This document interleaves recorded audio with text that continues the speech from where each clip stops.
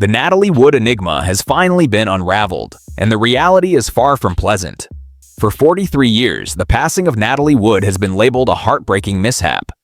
A stunning film actress who tumbled from her boat into shadowy seas off Catalina Island one November evening in 1981. This account, first embraced by officials and the general public, depicted her demise as an arbitrary calamity, a dreadful blunder that abruptly ended a radiant existence and illustrious profession.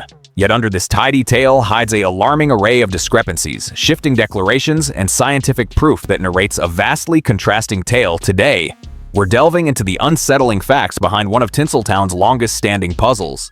The demise of Natalie Wood wasn't the straightforward mishap we've been convinced to accept. From mysterious contusions to inconsistent reports, from postponed distress signals to revived probes, the genuine account of what transpired on the vessel Splendor that evening exposes a grim episode in Tinseltown's past that influential individuals have labored for years to conceal.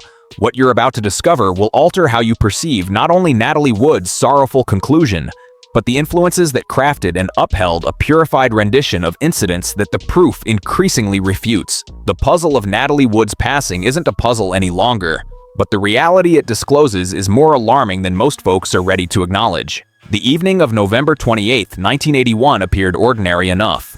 A vacation weekend sailing excursion to Catalina Island on the vessel Splendor with performer Natalie Wood, her spouse Robert Wagner, her brainstorm colleague Christopher Walken, the vessel's skipper Dennis Davern. By the following daybreak, Wood's corpse would be discovered drifting in the sea, and a quickly assembled tale about an unintentional submersion would start forming a tale that has been dismantled strand by strand in the years following. To genuinely grasp what occurred to Natalie Wood, we must scrutinize 6 vital components that enduring proof indicates not toward a sorrowful mishap, but to something much more ominous. Let's reveal the meticulously concealed facts about Natalie Wood's last moments and the worrisome inquiries that stay unresolved despite years of scrutiny. Any work, and it made a very, very deep impression, more so than some other pictures that I did later. 1. She was found floating face down, but her injuries didn't match the story. On the morning of November 29, 1981, the body of Natalie Wood was discovered floating face down in the Pacific Ocean, approximately a mile away from the yacht Splendor, where she had been spending the Thanksgiving weekend with her husband, Robert Wagner, actor Christopher Walken, and the boat's captain, Dennis Davern. She was wearing only a nightgown and a down jacket, clothing inconsistent with someone who had deliberately set out in a small boat, but plausible for someone who might have fallen accidentally into the water. The initial explanation provided to authorities and the media aligned with this accidental scenario. According to the first statements from those aboard the yacht, Wood had apparently attempted to secure the yacht's dinghy, which had been banging against the hull and disturbing her sleep. In this version of events, she slipped while trying to adjust the small boat, falling into the cold waters where she ultimately drowned. This account seemed plausible on its surface. Wood was known to be uncomfortable around water despite her glamorous image, a fear stemming from a childhood incident during a film shoot where she nearly drowned. The night had been dark, the waters rough, and alcohol had been consumed by all parties throughout the evening. The Los Angeles County coroner initially accepted this explanation, ruling her death an accidental drowning. But the physical evidence told a different story. One that began emerging even during the initial autopsy, but wasn't fully appreciated until forensic experts revisited the case. Decades later, Wood's body bore multiple fresh bruises on her arms, legs, and face that weren't consistent with a simple fall into water. More tellingly, she had scratches on her forearms that appeared defensive in nature, the kind typically seen when someone raises their arms to protect themselves during an altercation. The ocean didn't leave those bruises, someone else did, observed one forensic pathologist who reviewed the autopsy findings decades later. This stark assessment cuts to the heart of the contradiction between the official narrative and the physical evidence, bruises and abrasions that suggested violence rather than accident. Particularly suspicious was a series of bruises on Wood's wrists and forearms that appeared to be grab marks, consistent with someone having forcefully restrained her. These injuries weren't just random marks that might occur during a fall, but rather showed distinct patterns suggesting human hands had gripped her with significant force shortly before her death. The location and nature of these injuries became increasingly significant when considered alongside the fact that Wood was discovered wearing a down jacket over her nightgown. While initially portrayed as evidence she might have been preparing to go outside voluntarily, the jacket's condition told a different story. It was unzipped and appeared to have been hastily thrown on or possibly placed on her rather than properly worn for deliberate protection against the elements.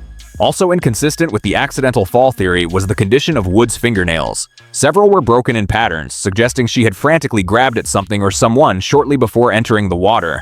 These broken nails contained no traces of wood or fiberglass that might be expected if she had been scrambling to hold on to the side of the yacht or dinghy during an accidental fall. Perhaps most damning was the timeline established by the coroner.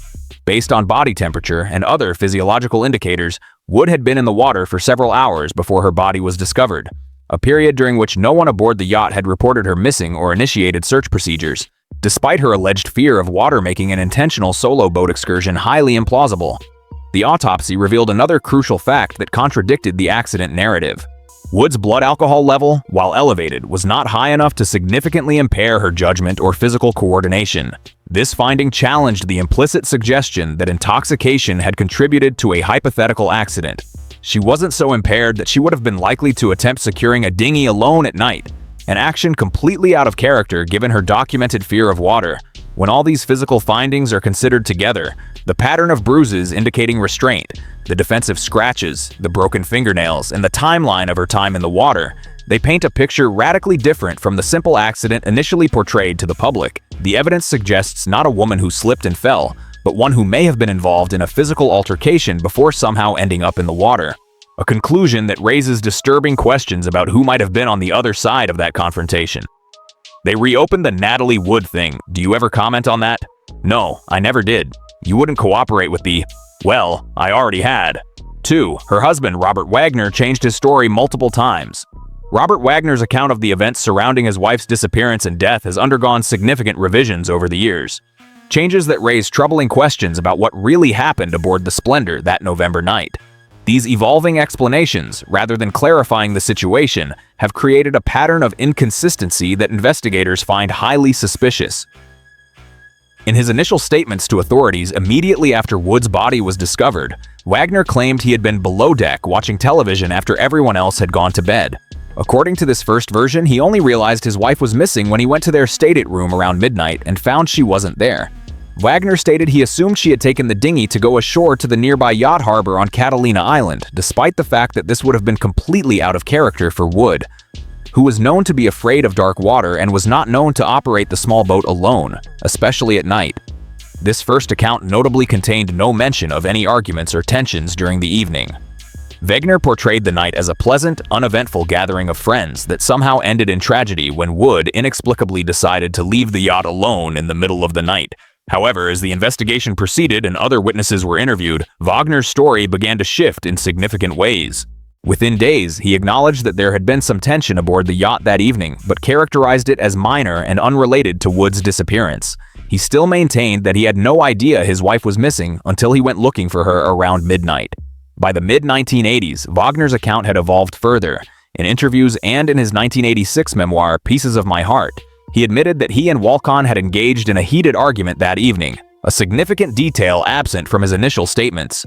According to this revised version, the argument centered around Juan's suggestion that Wood should prioritize her acting career over family obligations.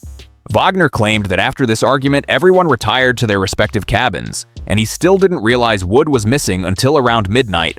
The most dramatic revision came years later. By 2008, Wagner had further modified his account to acknowledge that he had actually argued directly with Wood that night, not just with Walcon. This was a crucial detail that had been completely absent from his previous versions. In this updated narrative, Wagner admitted to being jealous of Wood's relationship with Walcon and confronting her about it, though he continued to insist that this argument was resolved before everyone went to bed. He didn't push her, he said. He just didn't follow her, noted one investigator who tracked the evolution of Wagner's statements. This observation captures the fundamental problem with Wagner's changing narrative. Each revision has acknowledged more conflict and tension aboard the yacht that night, while still maintaining that these tensions had no connection to Wood's mysterious disappearance. The inconsistencies in Wagner's account extend beyond just the interpersonal dynamics aboard the yacht. His explanation for the significant delay in notifying authorities about Wood's disappearance has also shifted over time. Initially, he claimed that he wasn't concerned when he couldn't find her because he assumed she had taken the dinghy to shore. Later, he suggested that he had been worried but didn't know what to do, an explanation that seems implausible for an experienced boater who would have been familiar with marine distress protocols. Perhaps most damning is Wagner's evolving account of when he last saw his wife alive. In early statements, he claimed they had parted amicably when she went to her cabin. Years later, he acknowledged they had argued, but insisted the argument ended before she disappeared. Yet physical evidence, including multiple witnesses who reported hearing a loud argument continuing late into the night, contradicts these claims. The pattern of Wagner's gradually evolving story, each version acknowledging more conflict than the last, while still denying any connection to Wood's death, raises obvious red flags for investigators. This type of incremental admission, revealing potentially damaging information only when contradictory evidence emerges, is consistent with what law enforcement recognizes as distancing behavior, a common pattern among individuals attempting to separate themselves from responsibility for a serious incident. By 2011, these accumulating inconsistencies and the new evidence that had emerged led the Los Angeles County Sheriff's Department to officially name Wagner as a person of interest in Wood's death. This designation, which falls short of identifying him as a suspect but indicates he has information crucial to the investigation, represented a dramatic shift from the initial acceptance of the accident narrative. Wagner's response to this development has been perhaps the most telling shift in his position. Since being named a person of interest, he has refused to speak with investigators, attempting to resolve the remaining questions about that night. This silence represents a complete reversal from his initially cooperative stance and raises the obvious question of why someone with nothing to hide would suddenly refuse to assist in determining the truth about his wife's tragic death. Filming a brainstorm. Did that make that entire experience painful for you? Oh, sure. I mean, it was in so many ways, it was a terrible thing. 3. Christopher Walken was there, but said almost nothing.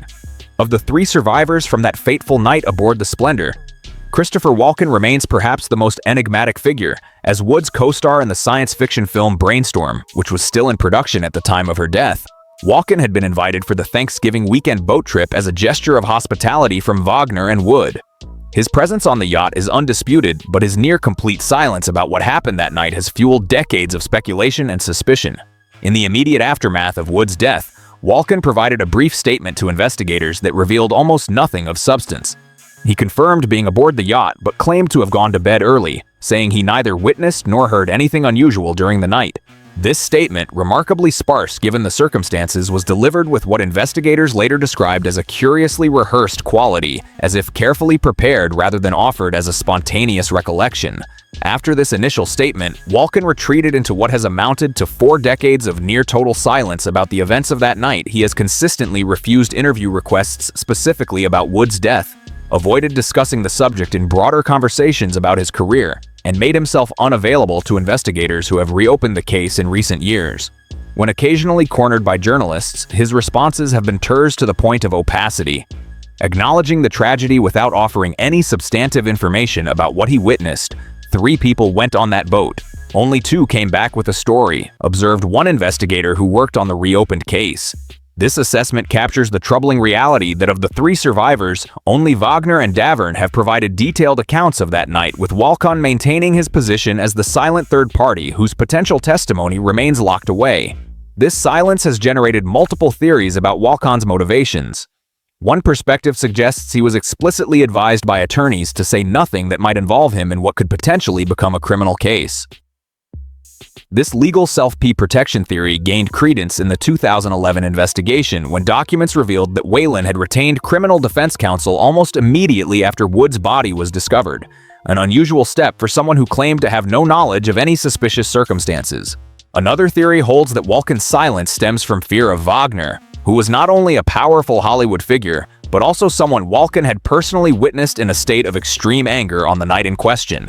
According to boat captain Dennis Davern's later testimony, Wagner had become enraged about what he perceived as inappropriate closeness between Walken and Wood during filming. If Walken witnessed behavior from Wagner that night that went beyond normal anger, his decades of silence might reflect ongoing concern about potential retaliation. A third, more sympathetic interpretation suggests Walken's reticence comes from a genuine desire to protect Wood's legacy and her family, including her 2 daughters. By this reasoning, Walken may know troubling details about that night that would only cause additional pain if made public, and has chosen discretion over disclosure out of respect for the deceased. What makes Walken's silence particularly significant is that he was reportedly the last person besides Wagner to see Wood alive. According to various reconstructions of that evening, Walken was present during at least part of the heated argument between Wagner and Wood that preceded her disappearance. His perspective on the nature and intensity of that conflict could potentially resolve crucial questions about Wood's state of mind and the dynamics aboard the yacht in those final hours. Walken's position became even more curious after the case was reopened in 2011. While he did eventually speak with investigators, the content of these conversations has never been made. Public law enforcement officials have characterized his cooperation as limited and noted that his account still lacks the detailed observations that might help clarify the sequence of events on the yacht. The contrast between Wan's successful decades-long Hollywood career following Wood's death and his absolute refusal to discuss that night creates an uncomfortable dissonance. He has appeared in over 100 films since 1981, becoming an iconic and beloved character actor, all while maintaining complete silence about his presence during one of Hollywood's most tragic and mysterious deaths. This silence, whether motivated by legal caution, fear, or respect, has effectively made Walken complicit in whatever narrative has prevailed about that night, initially the accident theory, and increasingly as evidence has accumulated something potentially more sinister. His unique position as the only disinterested witness, neither married to Wood nor employed by the couple, makes his continued reticence all the more significant as investigators attempt to finally determine the truth about Natalie Wood's final hours. I actually don't think, I think she was dead when she hit the water. She was unconscious, you know? I mean, when she hits the water, they said there wasn't any water in her lungs. 4. The boat's captain broke his silence and accused Wagner. For nearly 3 decades following Natalie Wood's death, Dennis Davern, the captain of the yacht Splendor, largely supported Robert Wagner's account of events. His initial statements to investigators aligned with the accidental drowning narrative, and he remained publicly loyal to Wagner, who had been his employer both before and after the tragic incident. But in 2011, Davern dramatically reversed his position, coming forward with explosive new claims that directly implicated Wagner in Wood's death and revealed a deliberate cover-up that had successfully misled authorities for 30 years. Davern's revised account, detailed in his 2009 book Goodbye Natalie, Goodbye Splendor, co-written with Marty Rowley and subsequently expanded in interviews with investigators and media, painted a disturbing picture of the events aboard the yacht on November 28 to 29, 1981. According to Davern, the tensions aboard the Splendor went far beyond the mild disagreement that Wagner had eventually acknowledged in Davern's new account. Wagner had become increasingly agitated throughout the evening, consumed by jealousy over what he perceived as flirtation between Wood and Walken. This jealousy escalated into rage after dinner when Wagner allegedly smashed a wine bottle and accused Walken of wanting to sleep with his wife. This confrontation, far more volatile than Wagner had ever admitted, reportedly led to Walken retreating to his cabin while Wood and Wagner continued arguing.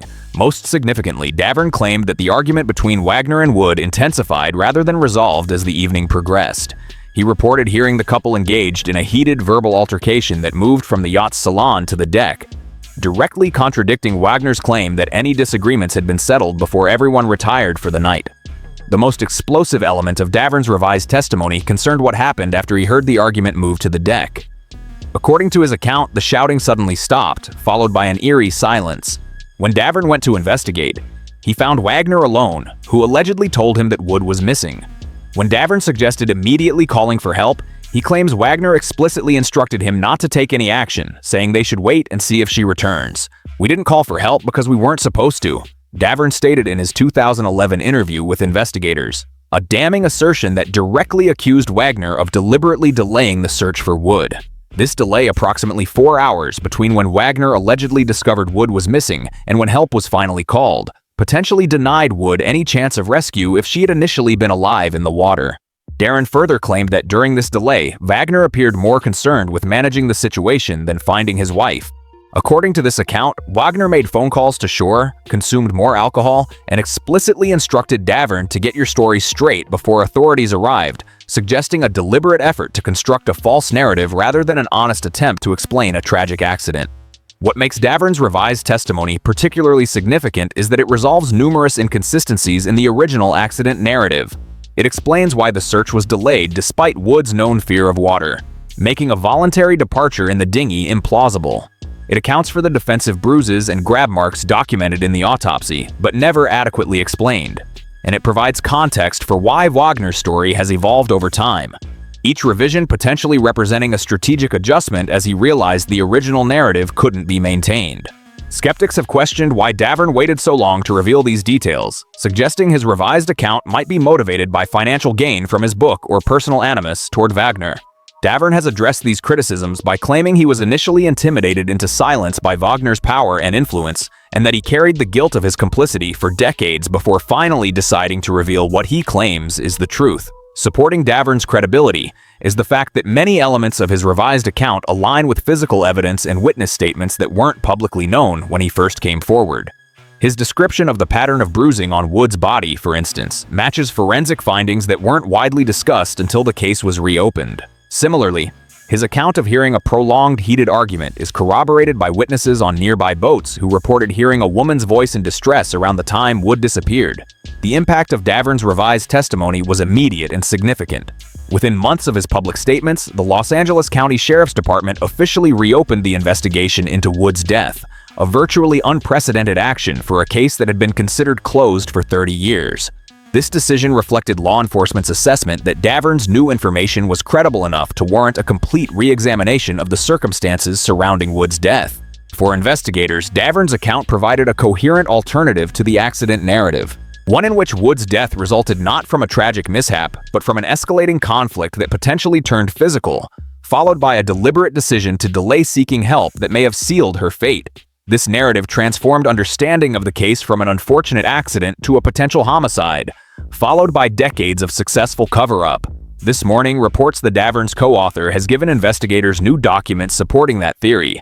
Wood allegedly drowned here off the coast of Santa Catalina Island in the fall of 1981-5. The case was reopened and what police found was damning. In November 2011, 30 years after Natalie Wood's death, the Los Angeles County Sheriff's Department made the extraordinary decision to officially reopen the investigation. This unexpected development, rare for a case long considered closed, came in direct response to new information from multiple sources, including Dennis Davern's revised testimony and statements from other witnesses who had remained silent for decades. What investigators discovered in this renewed inquiry would dramatically transform the official understanding of Wood's death and raise disturbing questions about how the original investigation had been so quickly resolved despite significant unaddressed evidence. The reopened investigation began with a comprehensive review of the original autopsy findings, this time utilizing forensic techniques and expertise not available in 1981. This re-examination, led by the Los Angeles County Medical Examiner, coroner, focused particular attention on the pattern of bruising on Wood's body, injuries that had been noted but inadequately explained in the original investigation. Modern forensic analysis determined that many of these bruises were inconsistent with the theory that Wood had fallen accidentally from the yacht or dinghy. The location, pattern, and depth of contusions on her arms, wrists, and face suggested impact from another person rather than contact with the side of a boat or water. Particularly telling were bruises on her wrists that appeared consistent with restraint, someone forcibly holding her arms, and defensive wounds that indicated she had raised her arms to protect herself from blows. Based on this new forensic interpretation, in January 2013, the medical examiner's office took the significant step of officially changing Wood's cause of death from accidental drowning to drowning and other undetermined factors. This revised determination effectively retracted the accident ruling that had stood for 3 decades, acknowledging that the physical evidence suggested a more complex and potentially sinister series of events. Even more importantly, the coroner's amended report specifically noted that the bruises on Wood's body appeared to have occurred before she entered the water, a crucial distinction that directly contradicted the long-standing narrative that any injuries were sustained during an accidental fall. This finding aligned with Davern's claim that Wood and Wagner had been engaged in a physical altercation on the yacht's deck shortly before her disappearance. The reopened investigation also focused on the significant delay between when Wood was supposedly discovered missing and when authorities were finally notified, a gap of approximately 4 hours that had never been adequately explained. This delay became increasingly suspicious in light of Wood's known fear of water, which made Wagner's claim that he assumed she had taken the dinghy ashore in the middle of the night inherently implausible. Investigators also discovered troubling inconsistencies in how the initial investigation had been conducted. Witnesses on nearby boats who reported hearing a woman's cries for help around the time of Wood's disappearance had not been thoroughly interviewed in 1981. The dinghy, which was found beached near the shore with its oars neatly stowed, an unlikely condition if Wood had attempted to use it, had not been properly examined for evidence. And most disturbingly, Wood's body had been released for burial before all forensic tests were completed, potentially losing crucial evidence forever. Perhaps the most significant development in the reopened case came in February 2018 when the Los Angeles County Sheriff's Department officially named Robert Wagner as a person of interest. This designation, which falls short of naming him a suspect but identifies him as someone believed to have information crucial to solving the case, represented a dramatic shift from the initial investigation that had quickly accepted Wagner's account without substantive challenge. "He won't talk because if he does, this all ends very differently," observed one detective involved in the reopened investigation, referring to Wagner's consistent refusal to speak with authorities since the case was reactivated. This refusal stands in stark contrast to his initially cooperative stance in 1981 and raises obvious questions about why someone with nothing to hide would avoid assisting in determining the truth about his wife's death. The reopened investigation has also benefited from statements by multiple new witnesses who did not come forward in 1981. These include people who were aboard nearby boats in Catalina's Isthmus Cove on the night of Wood's disappearance, several of whom reported hearing a woman's voice calling for help around midnight, approximately the time Wood is believed to have entered the water.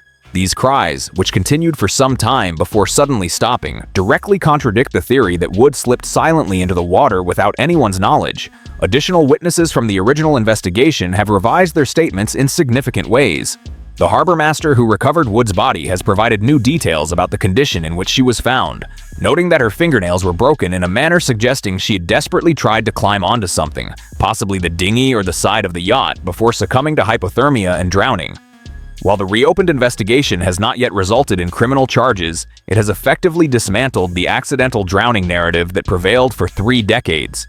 The revised findings, from the changed cause of death to the identification of Wagner as a person of interest, represent a fundamental reframing of Wood's death from tragic accident to potential homicide, albeit one that may remain officially unresolved due to the passage of time and the death of key witnesses. She was either unconscious or had already passed away when she went into the water 6. Her sister has fought for decades and she says it was murder. While official investigations have proceeded methodically over decades, one voice has remained consistently insistent about Natalie Wood's death: her younger sister, Lana Wood. Since the night of the tragedy, Lana has maintained that the circumstances of her sister's death were suspicious, and she has waged a 4-decade campaign to challenge the accident narrative and hold those she believes responsible accountable. Her persistence has played a significant role in keeping the case in the public eye and ultimately contributing to its reopening in 2011. Unlike investigators bound by legal standards of evidence or journalists constrained by publication requirements, Lana Wood has been uniquely positioned to speak from both personal knowledge of her sister and emotional conviction about what happened that night. Her perspective combines intimate familiarity with Natalie's fears and relationships with the determination of a family member seeking justice for a loved one.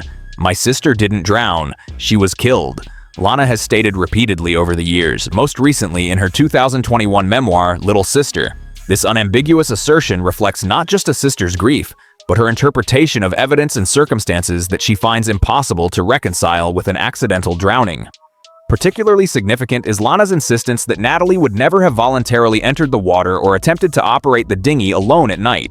According to Lana's account, Natalie's fear of dark water, deep water, where she couldn't see the bottom, was profound and well known to those close to her.